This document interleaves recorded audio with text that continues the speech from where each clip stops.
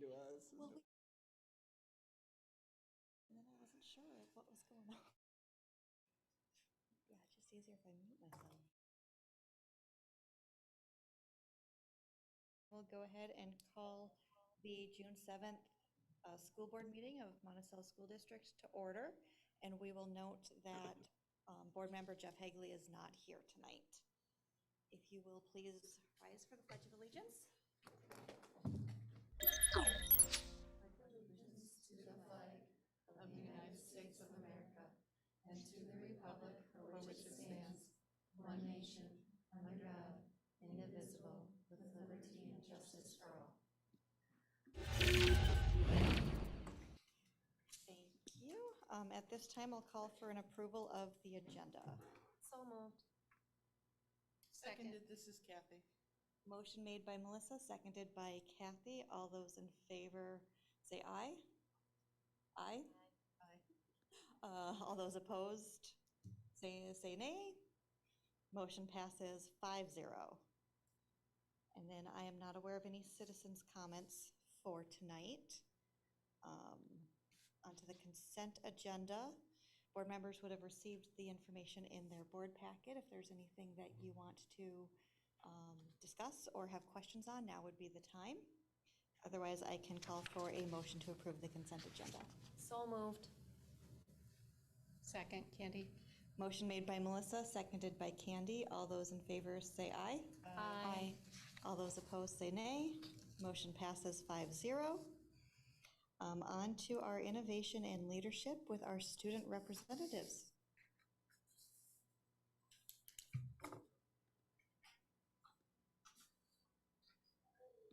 Is it on? Can you hear me? Yep. Yeah. Okay. All right, I'll start off by talking about the end of the school year. I think everyone was getting pretty antsy towards the end. We were all pretty ready to get out of there and start our summer vacation. All the teachers did a pretty good job of preparing us for finals and our AP exams, and they did a really cool senior send-off for us. Even though we weren't able to have the normal pep rally and everything that normally goes on at the end of the school year. Johnny and I weren't able to attend that because we had our AP Bio test the last day of school. So the teachers, all the rest of them that were in the building did one for us anyway, and it was super special. Yeah, it felt really good to know that they all appreciate us, even though we didn't get to be a part of the big one with everybody else. So now I'll move it to Johnny for graduation. Overall, I think graduation went really well. I mean, it was pretty hot. It was like 90 degrees, and we were all wearing like black robes, and I was in khakis and a polo shirt. But I mean, that's something that you can't really control. I think it was really great. I think they did a good job with having a bunch of speakers and then having the choir and the band and the orchestra all kind of do their little thing, and then ultimately moving names. I think it was probably like the perfect time period. You don't want it to be too short, but you also don't want to take too long. And I think they did a really good job of doing that, making sure that, you know, we weren't sitting there sweating for 4 hours or something like that. And then if you could talk a little bit about what you guys are doing next year. I am going to go to the University of San Francisco, and I'm going to major in something business related. I think I just registered last week, so I'm kind of getting there, and I think my orientation is in like late August, so I'll be just heading out there, and then, I don't know, we'll see what happens after that.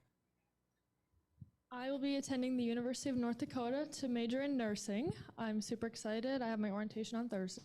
It's online, so I started taking CNA classes to get my nursing assistant certification for the summer and the upcoming school year. Hopefully I can find a job up in Grand Forks, so to get a head start on my career. So yeah, I'm really excited.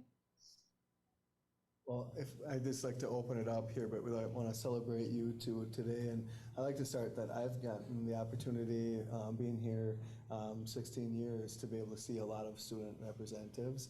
And I think each one kind of has maybe I'd classify them into 3 different classes. You know, one class where they really can come in and speak through their own lens of their own experiences. And then another class who can come in and blend their own experiences with the experiences of their peers. And then a third, I think, would kind of a grouping of the people that I've seen. They can do their own experience. They can speak through their peers, but they can also advocate in a respectful way. And I would put you two at that class that can do all three. And that's hard because you're coming in front of elected officials, superintendent, admin, whether they're in the house or, online, and then family. There's the two that can come in here. And so you're really in the public eye, and you speak very well, very clear, but with respectful conviction. And I look up to you for doing that. So nice job, both of you. This is a great experience for you guys moving forward in life. So Thank you so much. Yeah. Yeah, we really appreciate all of you being here and allowing us to come in and give our 2 cents on what's going on in the school district. So we really appreciate it again. Yeah. And especially you, since you were my kindergarten principal and now you're all the way up here with me. So it's pretty awesome. It's very special to see so many of the kids from the school that I was at when I was principal. And obviously I care about everyone just as equally, but I can't deny where I was to see people come in at 5 years old and to where they end up is pretty cool. For sure. Yeah, if you guys continue this level of commitment and drive in college, you will be equally as successful. So I wish you guys luck. Thank you so much. I'd like to piggyback on that and say that service doesn't end when you graduate high school, so you have college and your career where you can continue to lead and serve. What was your topic? No, one girl ranted about volleyball. Oh. Congratulations on your future plans. I'm Thank so you. excited for you guys. And that's moving kind of far away from home. So how are parents dealing with that? Well, my 2 older sisters both went to the University of North Dakota, and my grandma actually lives up there. So I got some family there to help me out if I need some extra support. Sure. I think for me, my parents are a little worried about me, but it's always, there's just another excuse to go visit San Francisco and come see me. So I think they're And exciting for you too. Yeah. Yeah. Oh, great. How did you guys both Congratulations. come to your decisions? I always like hearing that story too. I guess I was just looking for something really different. I think this is kind of a smaller town that's like right in the middle of a big city. So I think just to see, go 4 years, see if I like it. If not, I can come back. And if I do like it, maybe that's something that I can try and change in the future. Yeah. Good for you. My grandma has lived in Grand Forks my whole life, so I grew up going there, and my parents went there, and it's just like right in my blood, I guess. So it's kind of best for me to go there. I really love the area though. It's like so homey to me, and like since my grandma's lived there, obviously I know it pretty well. I just feel really safe up there. So. Oh, very good. And nursing, I've done like a lot of like community service and whatnot, and I've always been interested in like healthcare. So that was a good start. We'll see where I go after that, but sure, starting out. It's awesome. I got to spend a lot of time at UNB campus. That's where my wife went to school, and that's where we met. Yeah. And so I went up there on the weekends a few times. So I definitely love the campus. Yeah. Yeah. Outstanding. Awesome job, Thanks, you guys. Yeah. Thank you. Thank you so much.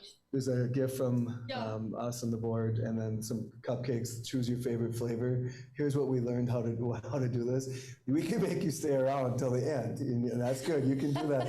But it is summer. We're all looking at each other like they are seniors. Yeah. Like if you are free to be able. This was really, we wanted to get this feedback, this interaction tonight. So please know that you have the option to go after your presentation. So we would like some pictures with you though. Yeah, of course. If we could have some pictures with the whole board. Yeah, for sure. Stand up here by the end.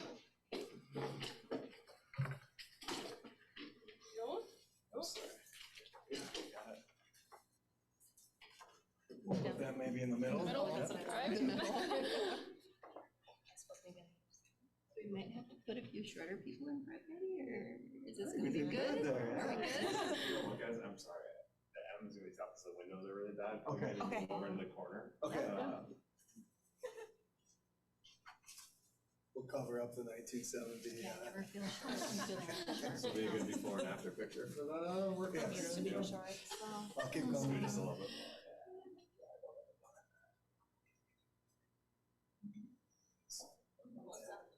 Yeah, maybe come a little closer together. Everybody feels like they're in a bucket. Thanks, David. All right. Please. There's just a little bit light in this boardroom, but that's good. Thank you. Thank you. Thank you, Blake. Thank you. Thanks so much, you guys. Appreciate Thank it. you. Yeah. Thank you. Thank you. See ya.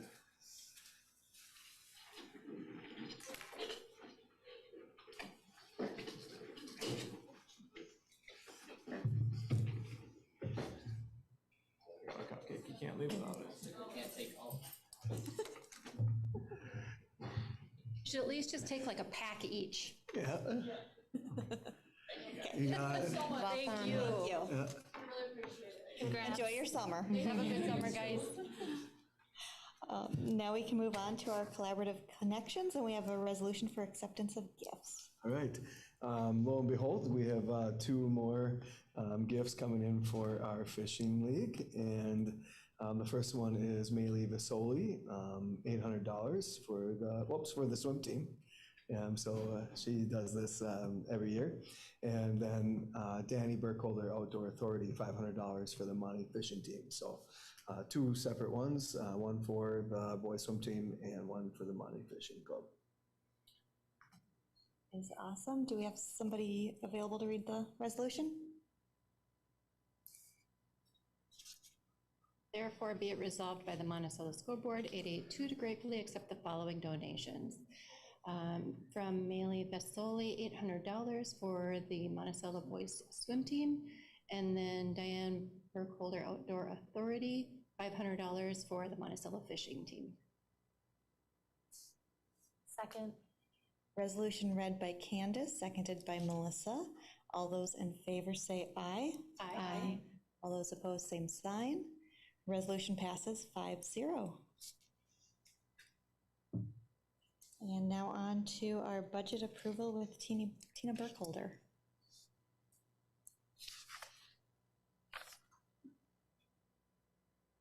All right, good evening. We have our budget approval tonight. This better. I could see you guys struggling when you're voting because I felt that way every time I left my office. I'm like, where's my mask? It's not here. Trying to adjust to this, getting back to the swing of things. But tonight we have our budget approval, and we'll start with the general fund. But this budget process, thank you, if, went to the next slide, represents our financial plan for the next year. It reflects our priorities and expectations. Each year, we're required to approve our budget prior to July 1st. It is our legal document that authorizes how we are going to spend our resources, where the funds are going to be allocated. And on the slide, you can see we have very different funds that we have to manage and keep track of. For example, our general fund is also included. Our special ed cooperative is in that fund. Community service, we have our hockey fund closing to that. Food service, debt service, building construction, OPEB trust, and our internal service fund. So those are all our buckets that we have to manage. Next slide, Gavin. It is an estimate. Budgets are estimates. It is subject to revision. We do our best guess on how much money is coming in and the money coming out. The budget process is a long one. It starts in the fall with the levy process, and then we move on to the enrollment projections in November. Then we look at capital requests that are submitted either by school building principals or department heads, and that's normally late winter. And we have supply allocations that we divvy out to our principals and department heads as well. And then finally ending with salary projections that with the superintendent and director of human resources that looks at our staffing ratios and how we're gonna manage our programs in the next year. So on March 1st, we approved budget assumptions, and the next couple slides will just kind of go over them. For the general fund and under revenues, we have enrollment projections of 4,053 students. So it's basically similar enrollment this year, just moving forward, not seeing the loss of kids coming back quite yet until we see that in hand. Kindergarten around 294, which could be 13 to 14 sections, depending on where they fall with nature-based and in-person. We are assuming 1% increase on the general education aid formula. We still don't have a final set legislative approved budget, so we're still waiting on a special session on what that means for us and education. The state special education is under the new funding laws and under our current cooperative structure. We are seeing reduced federal funds and compensatory funds with lower number of families eligible for free and reduced meal benefits. I'll kind of highlight it again in another slide. And at the time, we were thinking we were getting $1 million of CARES money. And I'll have another slide that kind of details that out as well. On the expenditure assumptions, we reduced staffing positions based on the enrollment projection, so 12.34 FTEs. We have contract and benefit based on parameters set by the school board, 3 retirements in our general fund, and then we added 3 additional special ed teaching positions and 1 4-hour para position in the budget. Expenditures continued. We have other expenditures, supplies and utilities that could increase anywhere from 0 to 5%. We're not going to borrow short term for cash flow, and that in the end, our budget will end up about 0.5% under budget based on performance of utilities or whatnot. Fund balance, we have our fund balance policy of 8 to 16%. That's our target. If we're at below 8%, we have to freeze expenditures or add, we can add additional programs if revenue comes in. And if we're below 6%, we have to reduce expenditures or increase revenues. We have our committed severance fund balance that we use for severance obligations as they come each year, and that our carryover assigned fund balance with the schools will be on hold and evaluated at the end of each year. Also, we have our trust that will use our non-certified employee retirement obligations and utilize that for our teacher HRA contributions as well to help our general fund. So our general fund is our main operating fund. It includes our capital budget. It includes that special ed cooperative fund, but for this presentation, we broke that out separately to go into a little more detail. Next slide. So looking at our revenue budget first for the revenue, for the general fund, our largest source of revenue is state aid, making up about 75% of our budget. The next largest source is property tax revenue of $8.4 million, or about 17%, and then federal revenue of $2 million and other revenue of almost $2 million. That includes student activities, fundraising, activity revenue, gate participation, those sort of things, and donations. So on this slide, we have a list of the round 2 and round 3 CARES funds, COVID money, relief funds, whatever you want to call them. We have the Governor's American Rescue Plan discretionary funds of about $123,818. And when it says FIN and then a number, that just helps me keep track of which bucket they go onto, because we have to keep track of the accounting, how we're spending it and what year we're spending it in. The next one, ESSER 90% round 2. ESSER stands for Elementary and Secondary School Emergency Relief Fund. So that bucket is $439,708.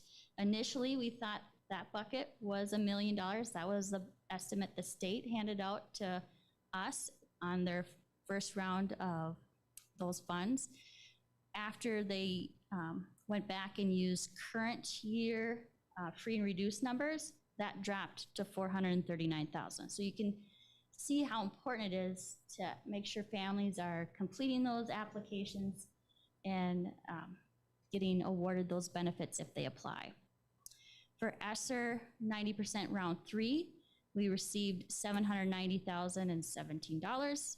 And then the ESSER 90 round 3, there's 20% that we have to allocate towards learning loss. That's $197,504. So together, it was $987,000 that we got for round 3. Initially, that was $2.3 million. But again, they went back to use the current free reduced numbers, and we took a big hit on that. Last, we have the Governor's Expand Summer Programming, and I estimate that to be $71,000. That's that we get $4 extra per membership hour for our summer programming to have a robust summer plan.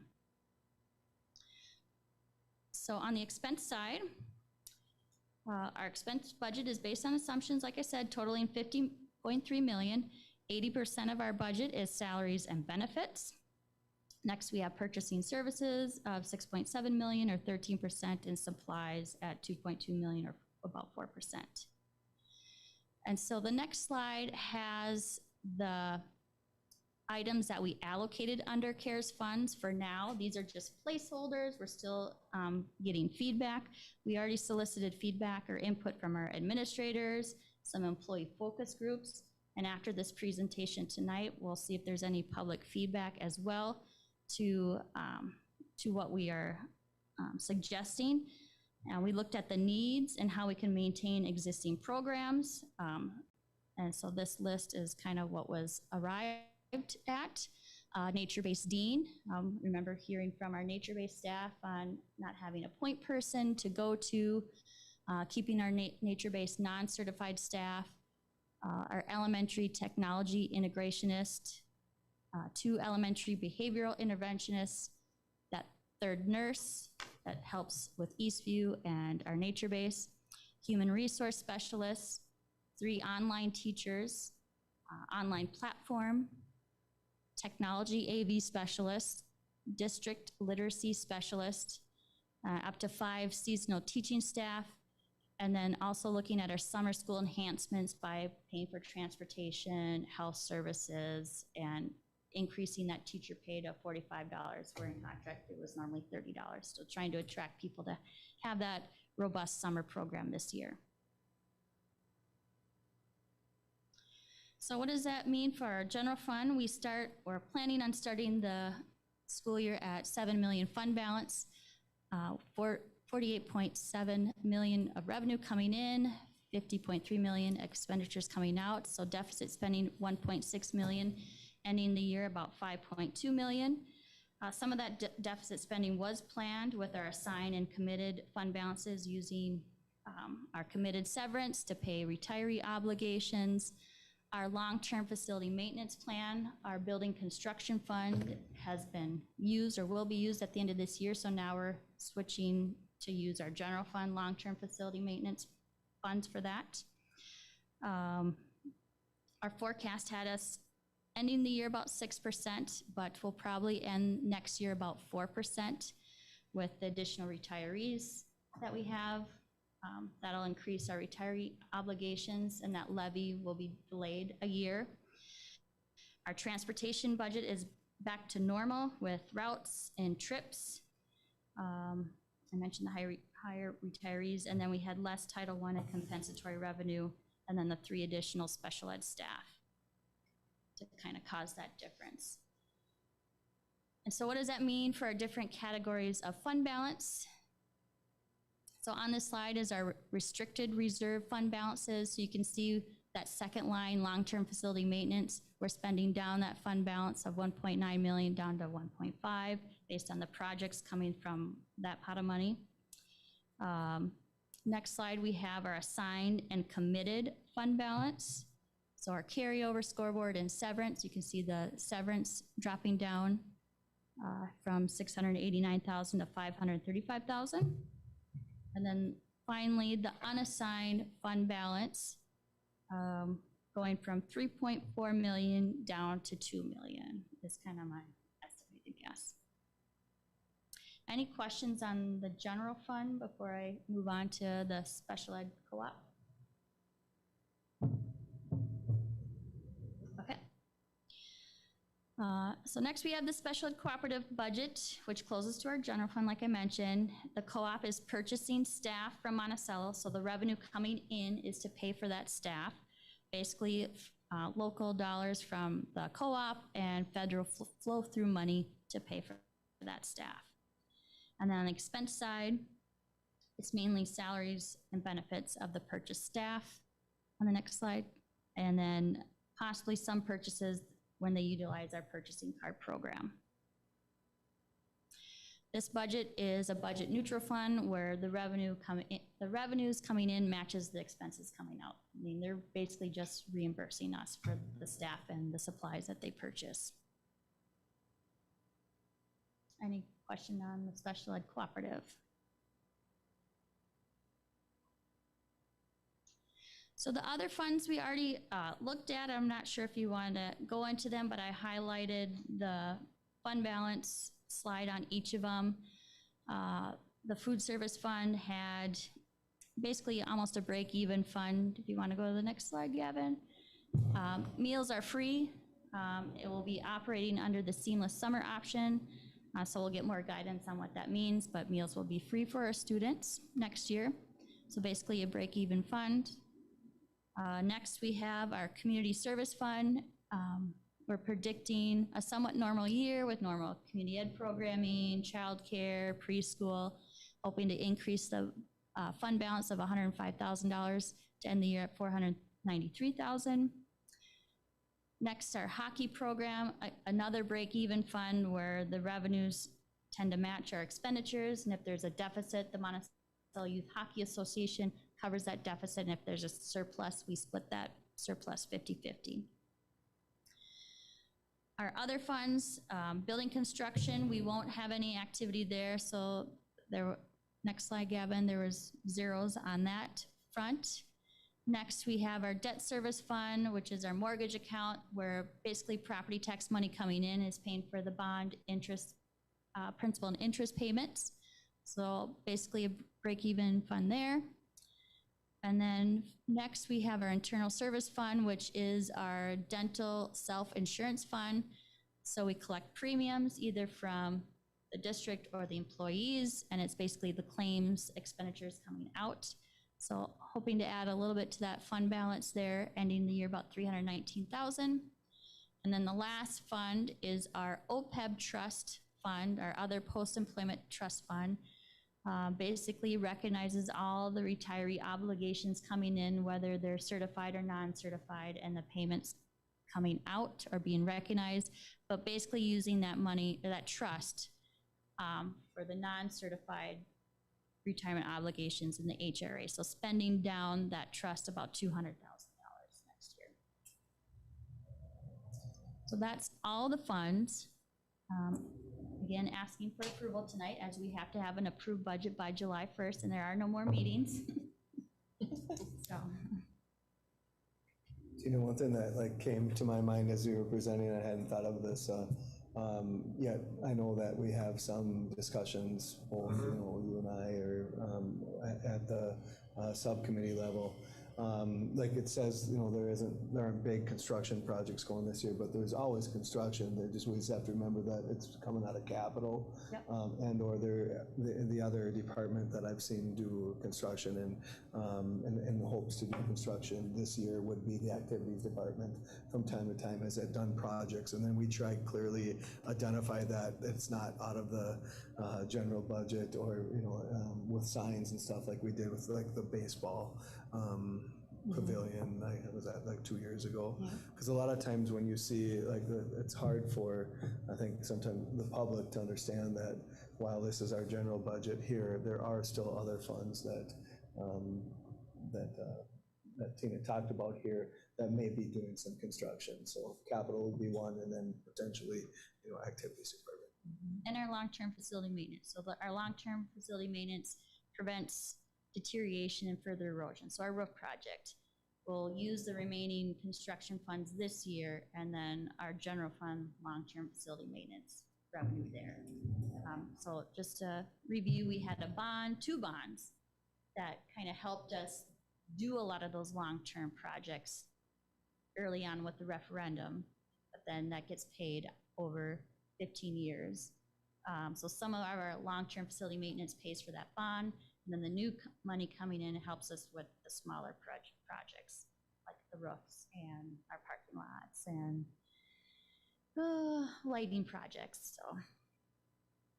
You say smaller projects, I always think that's funny. Well, compared to what we went through with the referendum, there were so many large projects. Right. Now it seems a little more manageable. They're still large. I mean, the roofing replacement that we're doing here are some larger sections, but it just seems more manageable.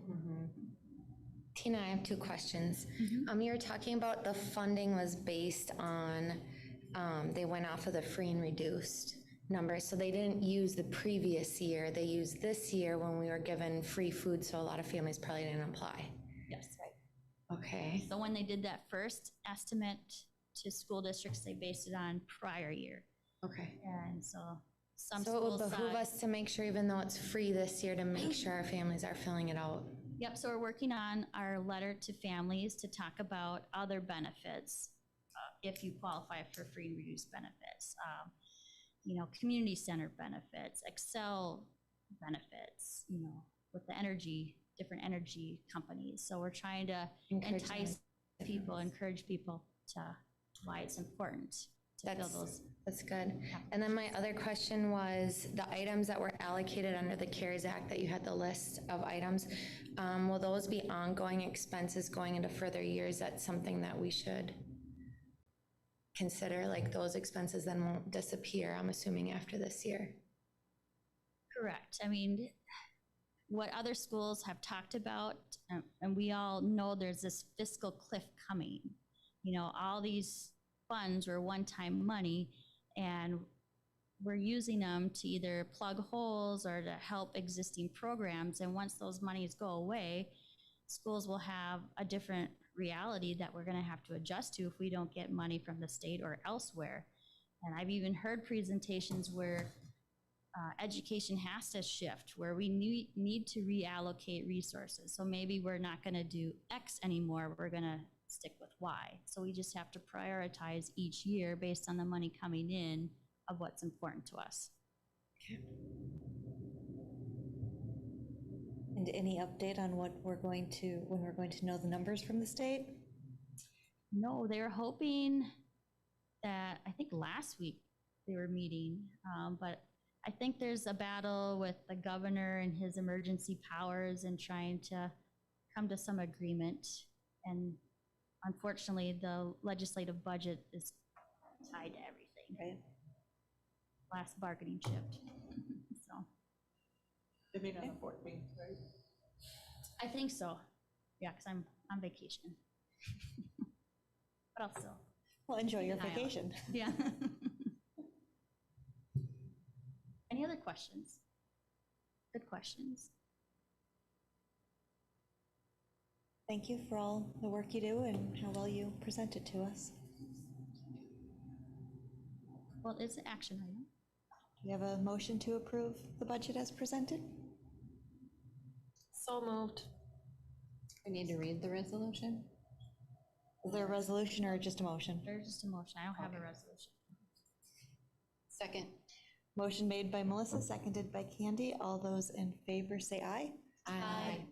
All those opposed say nay. Motion passes 5-0. Now on to the cash flow update with Tina. So it's probably too tiny to bring up on the screen, so hopefully you have it in front of you. On the cash flow projection report, I project out what our cash flow needs are for the next year and a half. It's based on this year, kind of what came in and what came out each month, and then projecting that out based, again, on assumptions, how much money is coming in, how much expenditures are going to increase. So we're pretty good for the next year and a half, and this is taking a big assumption that we'll still get 90% of our aid during the year. That's how the state pays us, 90% of our aid during the year. And they hold on to the last 10% until after the year's over.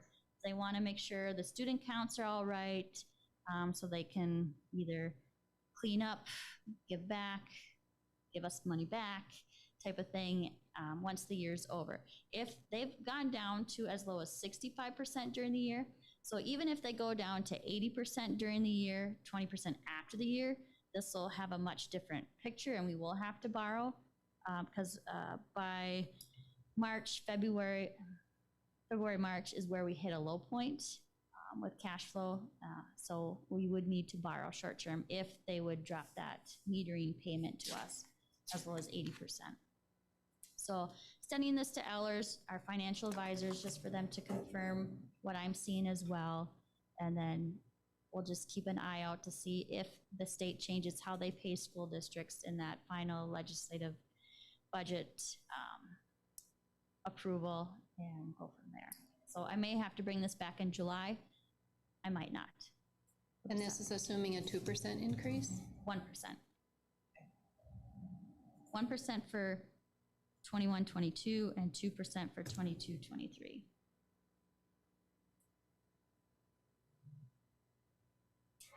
you. This is just review. And then there was another chart that kind of showed the cash throughout the year and the investment. So it hasn't been in anybody's best interest to invest it. The interest rate's pretty much zero. So there's not a lot of vesting happening. And then you've got the ESSER funding update, public comment opportunity next. Yeah, so, I talked about the funds that we're getting and how we are thinking about spending it. So not sure if we had any public comment. We don't have a lot of public today, but if there was anybody that wanted to come up and give some feedback on what was presented. And if you want to bring that slide up and maybe bring that slide back, Yep. we can talk through any of those.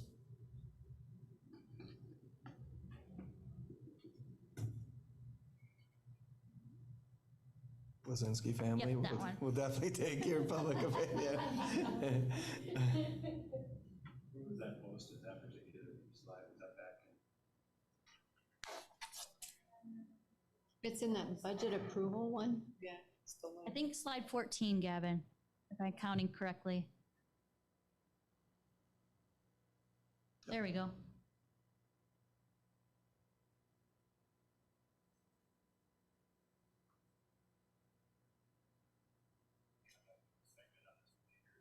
Aspect there, or do you need to know the direction now? Do they open? Nope, we'll have it open. We can have a survey go out for the next couple months just to get more input. I guess one of our biggest things is if we're having to look at budget reductions because CARES Act and stuff are going away, if we could have some stakeholder survey go out to the families on what services are more important to the community members, versus just the elected officials and teachers deciding what's important for the community, but the community have a say as well.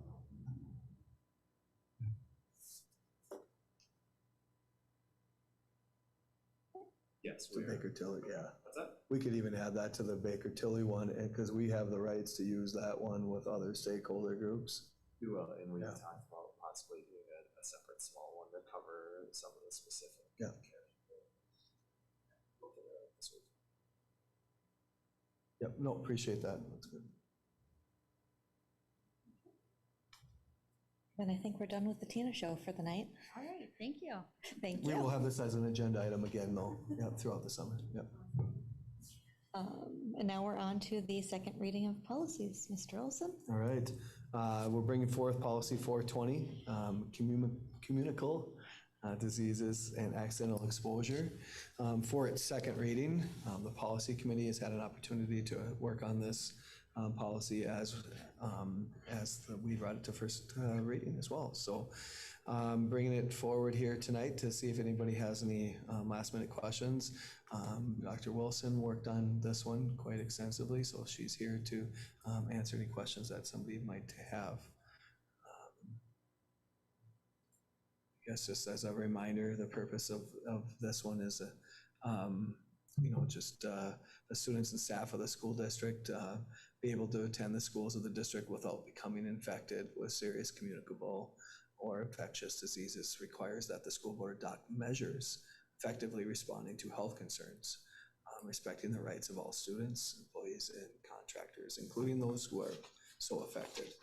So that's it's always good to remind ourselves of what the purpose of this policy is. Do you have any questions tonight? Otherwise, we can take a motion to approve. Motion to approve policy 420 as presented. Seconded, this is Kathy. Motion made by Candy, seconded by Kathy. All those in favor say aye. All those opposed say nay. Motion passes 5-0. And we've reached the end of the agenda, so I could take a motion to adjourn. So moved. Second. Motion made by Melissa, seconded by Candy. All those say aye. All those opposed say nay. Motion passes 5-0. We can adjourn at 6:39. Thank you, everyone.